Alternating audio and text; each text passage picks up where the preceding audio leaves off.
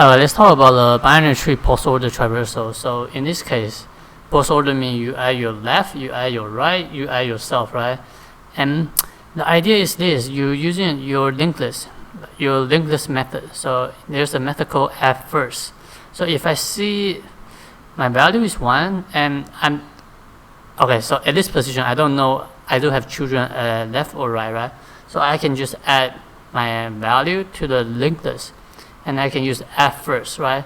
If I add 1 into the LinkedList, if I see any children, I can add before me, right? Because add first, which means the first thing that will be the last element in the array, right? So I'm just follow along and hope you get it. So LinkedList integer and list equal new LinkedList, right? I'm using LinkedList, not array list.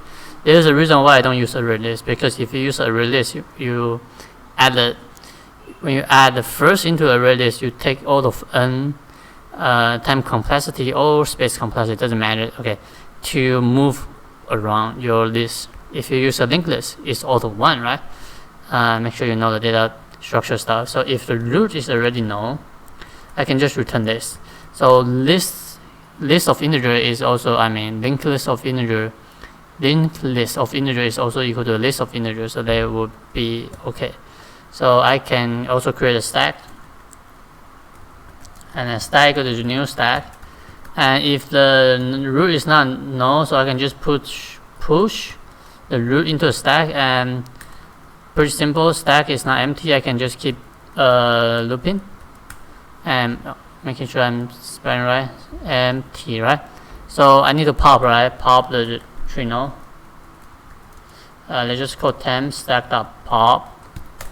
So at this position, I can just add, right? I can just add. So list.add first temp.val. Okay, I already add 1. So for example, I add 1, right? So I'm going to check if my temp.left is not known. I can just push my temp.left. If temp.right is not known, I push temp.right. That's the idea. So I push my left and the right into a stack. So when I pop again, and I pop the right, and I add the first value into the right? Because the post order is left, right, yourself, and we are adding ourselves, push right, and then push push left. So when you do the recursion, when you do the stack problem, right? You are adding your value first. You're adding your value first. You're adding your value on the right. You're adding your value on the left. And when you print out, because it's add first, right? You will get orderly solution. And then what you should do is just return this. And I do have better example. So okay, 1, 2, right? So you're adding yourself, which is 1. And if you see a left, okay, you can add your first. You can use the add first method, right? So add first method, then 2 is before 1, right? Because I already add 1 into the list, and 2 is after the insertion of 1, right? So 2 add first, so it's 2, 1, right? Exactly a solution. If it doesn't matter your children is on the left or on the right. So 1, 2, I add 1, and I see a 2, I add 2 before 1, so 2, 1, 2, 1, it doesn't matter. Let's run the code.